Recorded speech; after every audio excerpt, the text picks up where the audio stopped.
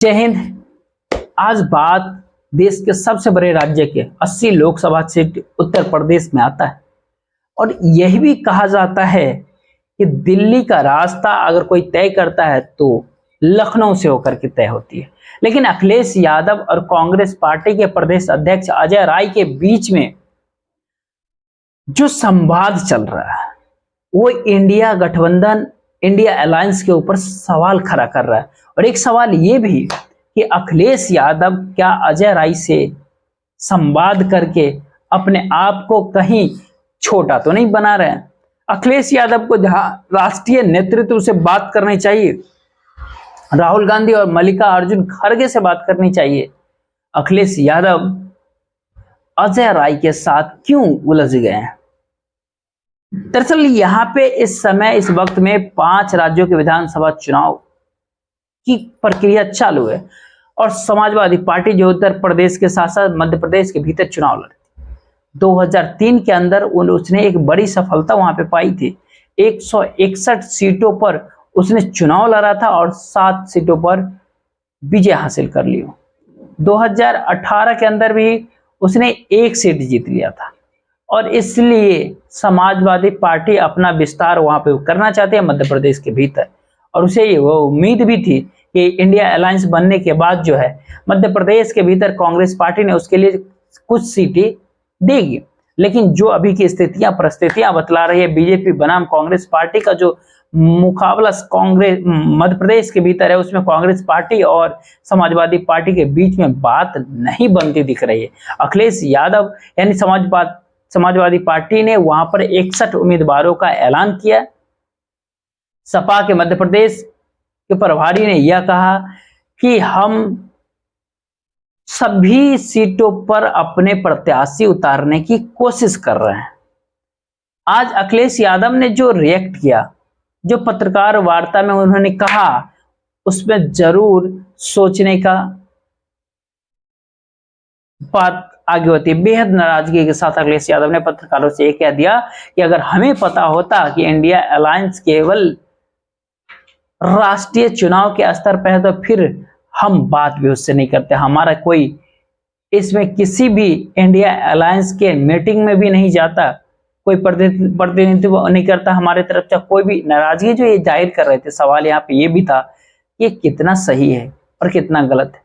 जिस समय पे दिल्ली की जो सबसे तेज तर्रार सत्ता जो तमाम संवैधानिक संस्थाओं को कहा जा रहा है कि कुचल दिया, तमाम एजेंसियों के जरिए विपक्ष के नेताओं पर, पत्रकारों पर, और जो भी पीएम मोदी की एक आलोचना तक करता है उसके ऊपर ईडी, सीबीआई और आईटी को छोड़ दिया जाता है, लगा दिया जाता है। ऐसे समय में क्या अखिलेश यादव को इस तरह का बयान देना चाहिए? और उससे भी ज्यादा महत्वपूर्ण बातें ये हो जाती है कि क्या अजय राय से वो क्यों संवाद करते हैं, क्यों बातें कर रहे हैं। आपको याद होगा कि कुछ दिनों पहले अखिलेश यादव ने कांग्रेस पार्टी के ऊपर व्यंग करते हुए कहा कि कांग्रेस पार्टी कहां चुनाव लड़ाना चाहती है, उस सीटों के बारे में बता। इससे प्रत्युत्तर देते हुए अजय राय ने कहा कि हम सभी 80 लोकसभा सीटों पर तैयारी कर रहे हैं और ऑब्वियस है कि कोई राजनीतिक दल ये नहीं कह सकता कि वो जो है 5 सीट 10 सीटों पर या 50 सीटों पर ही या वो चुनाव लड़ने की तैयारी कर रही है। कांग्रेस पार्टी राष्ट्रीय दल है, पुरानी पार्टी है और इंडिया अलायंस का एक तरह से जो है केंद्र जो राहुल गांधी है और मल्लिकार्जुन खड़गे के और उन्हीं के साथ साथ जो स्थानीय सहयोगी हैं, चाहे सीएम नीतीश कुमार हो या शरद पवार जी हो, सीएम ममता बनर्जी हो या उद्धव ठाकरे साहब हो, ये तमाम सारे लोग राहुल गांधी, नीतीश कुमार, मल्लिकार्जुन खड़गे, इनको लेकर के ही आगे बढ़ने की पूरी तरह से तैयार है। कोई कहीं पे संकोच वाली बात नहीं है। थोड़ा बहुत संदेह जो है, जो जातीय जनगणना का सेंसस को लेकर के ये बात निकल कर क्या रहते कि ममता बनर्जी उससे सहमत नहीं है, इसके बावजूद भी राहुल गांधी इस इशू को सामने लाया और बहुत बड़ा एजेंडा इसको बना दिया। इसका मतलब है कि इंडिया अलायंस के भीतर जो असहमति है उसको उसके साथ साथ भी एक कॉमन एजेंडा बनते हुए साफ दिख रहा है और फिर जाकर के उत्तर प्रदेश के भीतर ऐसा क्यों हो रहा है? अखिलेश यादव जो हैं इस तरह की चर्चाएं आखिर क्यों कर रहे हैं? जिस तरह से घोसी के अंदर मायावती जी ने अपने प्रत्याशी नहीं उतारा और उन्होंने एक संकेत दिया था कि आने वाले समय में वो इंडिया अलायंस के साथ जा सकती है। जब उन्होंने प्रत्याशी नहीं उतारा तो उसके नतीजे में ये साफ बिल्कुल दिख रहा था कि उसका फायदा जो है गठबंधन को मिला या समाजवादी पार्टी के प्रत्याशी को मिल गया और वो चुनाव को जीत गए घोसी विधानसभा क्षेत्र के अंदर। और अखिलेश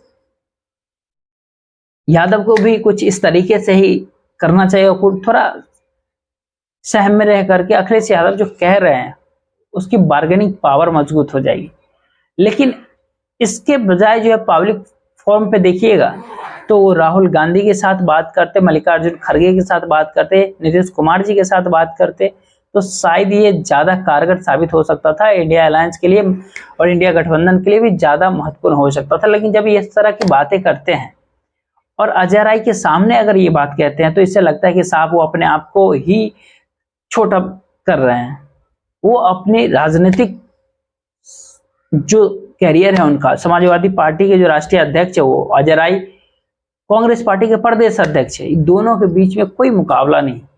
और जो भी इंडिया अलायंस इंडिया गठबंधन के बीच जो सीटें तय होगी ये अजय राय अखिलेश यादव बैठ करके नहीं करेंगे, ये सबको पता है, पूरा देश जानता है। तो इस पूरे बहस को नहीं करना चाहिए। इसको अखिलेश यादव का इससे कहीं ना कहीं कद छोटा पड़ता है और इंडिया अलायंस के भीतर, इंडिया गठबंधन के भीतर एक ऐसे खलल पड़ जाती है, उसका फायदा जो भाजपा को मिलेगा और बिल्कुल ही ऑब्वियसली है जो कि उठाएंगे। और अखिलेश यादव के इस बयान के बाद सबसे पार्टी अगर कोई खुश हुआ हो, कोई राजनीतिक दल खुश हुआ होगा, संगठन कोई, तो वो केवल आरएसएस है और बीजेपी है। वो तो बिल्कुल चाहेंगे कि उत्तर प्रदेश के भीतर जो किसी भी तरीके से गठबंधन नहीं हो पाए। अमित शाह जी ने उत्तर प्रदेश के भीतर जो अपना लक्ष्य निर्धारित कर दिया कि वो वहां पर 80 में से सबसे ज्यादा सीट उनका कहना तो 80 में से 80 सीट जीत जाएंगे। लेकिन अमित शाह जी का एक और बयान था कि हमारा मुकाबला जो है इंडिया अलायंस नहीं कर सकता क्योंकि हम शुरुआत ही 100 से करते हैं। यानी 80 सीट उत्तर प्रदेश के भीतर और जो 26 सीटें हैं गुजरात की, उन दोनों को मिलाकर के 100 से अधिक सीटें हम शुरुआत कर लेते हैं। और उत्तर प्रदेश भारतीय जनता पार्टी बीजेपी का गुजरात मॉडल है और यहाँ पर वो सबसे ज्यादा अधिकतम सीटें जीतने का जो प्रयास उनका होता है। ऐसे में ये बिल्कुल जरूरत होती है कि इंडिया अलायंस, इंडिया भारतीय जो एक मजबूती के साथ जो एकजुट हुई थी चुनाव लड़ने के लिए, भारतीय जनता पार्टी से टकराने के लिए, योगी आदित्यनाथ के राज्य में उत्तर प्रदेश में संवैधानिक संस्थाएं जिस तरीके से दिल्ली के इशारों पे कमजोर की गई हैं, उसी तरह से पूरे प्रशासनिक मशीनरी का जो आरोप अखिलेश यादव भी लगातार लगाते रहे, विपक्ष के और भी नेता लगाते हैं, पूरे प्रशासनिक मशीनरी का दुरुपयोग जो है पंचायत चुनाव से लेकर के और विधानसभा चुनाव, लोकसभा चुनाव तक होते रहा। वोटरों को जो है दाम काटे जाते हैं। ऐसे में ये बिल्कुल जरूरत है कि विपक्ष को एकजुट होकर के चुनाव लड़ना चाहिए। अखिलेश यादव जो हैं जो भी नाराजगी वो दिखा रहे हैं, जो भी बातें पत्रकार के जरिए कह रहे हैं, ये वाजिब हो सकता है। वो चाहते थे कि उन्हें मध्य प्रदेश के भीतर भी कुछ सीटें दी जाए, हासिल हो, या जिस राज्य में वो कोशिश करना चाहते हैं वहां पर भी उनको सीटें मिले। लेकिन अगर ऐसा संभव नहीं हो पा रहा है तो उसको जो टॉप के नेता है, जो केंद्रीय नेतृत्व कर रहे हैं गठबंधन के अंदर, उनके साथ बात करना चाहिए, संवाद करना चाहिए, उनसे मिलना चाहिए। अगर अखिलेश यादव इस तरह के बयान देते हैं तो एक संभावना जो साफ क्लियर सामने होती है वो ये हो सकता है कि कांग्रेस पार्टी बीएसपी के साथ जाकर के गठबंधन आकर के चुनाव उत्तर प्रदेश के अंदर लड़ सकती है। उसकी चर्चाएं जो लखनऊ से लेकर के दिल्ली तक होती है। हो सकता है कि मायावती भी कुछ इस तरीके का इंतजार कर रही हो। ऐसे तो बराबर इस बात पूरी बताते रहते हैं कि वो अकेले चुनाव लड़ लेंगे, बार बार वो कहते हैं ना तो इंडिया अलायंस के साथ जाएंगे, ना ही एनडीए गठबंधन में होगी, ना ही पीएम मोदी के साथ वो रहेंगे। तो अखिलेश यादव इंडिया अलायंस से अगर बाहर निकल जाते हैं, अगर सपा अगर बाहर निकल जाती है गठबंधन से और अखिलेश यादव ने जो कहा 80 सीटों पे हम चुनाव लड़ेंगे, ये अगर ऐसा होता है, ये अगर अहंकार बनता है तो इसका बिल्कुल फायदा जो है पूरा का पूरा विपक्ष में बीएसपी उठा ले जाएगी। और बीएसपी चाहेगी कि वो कांग्रेस के साथ अलायंस कर ले, क्योंकि उसके साथ उत्तर प्रदेश में इस समय जो भी भारतीय जनता पार्टी से नाराज अगर है कोई राजनीतिक दल, तो उसमें चाहे पिछड़ा वर्ग हो, दलित हो या फिर अल्पसंख्यक हो, ये सब इंडिया अलायंस के तरफ ही आगे नजर बैठाए हुआ है।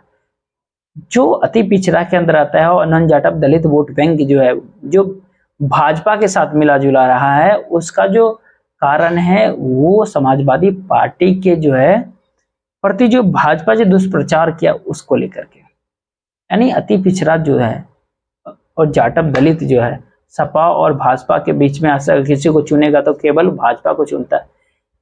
ये वहां की सच्चाई है, चाहे उसके भीतर चौहान जी हो, उसमें बिंद हो, केवट साहब हो, कहार हो, प्रजापति हो, तेली हो, या फिर और कोई भी जाटव दलित में कोई पासी, धोबी, चाहे खरवार हो, मुसहर हो, वाल्मीकि समाज हो, ये सब वहां पर वो सबके सब जो भाजपा को फिर चुनते हैं और ना चाहते हुए भी भाजपा को वोट देंगे।